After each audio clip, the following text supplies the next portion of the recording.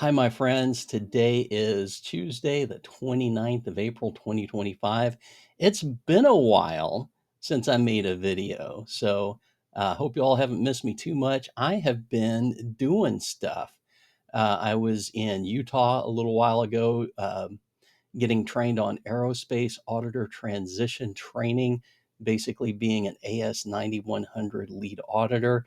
It was a fantastic course, and special thanks to Spark Taylor and Ray Hansen for teaching that course. And I really enjoyed the cohort I was with. I was among a brilliant group of individuals. But anyway, I want to talk to you today about Pareto analysis. And this is a really important tool when it comes to doing root cause analysis. So, what you're doing here is taking a lot of data and sorting out the vital few from the trivial many. The subtitle of this is Slicing Down to the Vital Few at the Toaster Factory. Here's the scenario. Our factory made 30,000 toasters last year, and we detected 160 defective toasters at the factory, not counting warranty claims. We want to make our toasters better to improve our brand standing in the market. To accomplish this, we collected data on our defects. So we have the date, the defect detail, and what assembly station we detected it on. So, what next? We have a variety of issues at all assembly stations. Some defect types are more frequent than others, and some assembly stations have more defects than others. Among the defect types, there are multiple defect descriptions. So, how do we figure out what issues are getting us burned? What can we look at to dial back the problems and make them lighter? Where can we plug in to get the best results? We need a system to pop out the crustiest problems.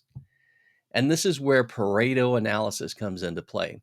Now, Pareto analysis is a method for separating the vital few from the trivial many. And the vital few are the ones that have the biggest impact on results, whether that's positive or negative. And focusing on these vital few will give you the biggest impact for your effort. And this was coined by Joseph Juran. He got the idea reading Vilfredo Pareto's writing. Around 1903, Pareto determined that 80% of the land in Italy was owned by 20% of the population. Now, although this is often called the 80-20 rule, percentages are not always 80 and 20. It might be 95 and 5. It might be 75 and 25. But you get the idea. So let's start by looking at our data and trying to find patterns that might match the 80-20 rule. There are a few different ways to slice the data. If we look at defect types, we'll see that surface defects and wiring faults are the most prominent. And if we look at workstations, we see D and E have the most defects. We can also do a second level analysis on defect types. So if we look at surface defects, most of those were on workstation D. And if we look at wiring faults, workstation E stands out prominently. And we can even do a third level analysis by defect type and workstation. So looking at the surface defects just on station D, they're overwhelmingly scrape on left side. And also, if we look at just the wiring faults on station E, they are all shorts.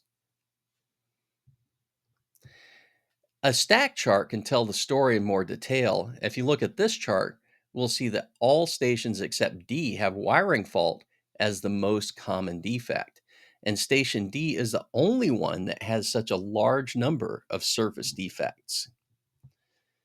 So in conclusion, we can start looking at the left side scrapes on station D. And once we've done that, we'll look at the wiring shorts on station E and then the other wiring problems on the other stations. This will get our factory out of a jam, and before long, we'll be running smooth as butter. Thank you for watching my video. If this was helpful to you, let your friends know Share this video, comment on it, and let me know what you liked, what you didn't like, and I can incorporate that into future videos and get better as I go along. And like I always like to say, remember to help someone today and make all the good things happen. Goodbye.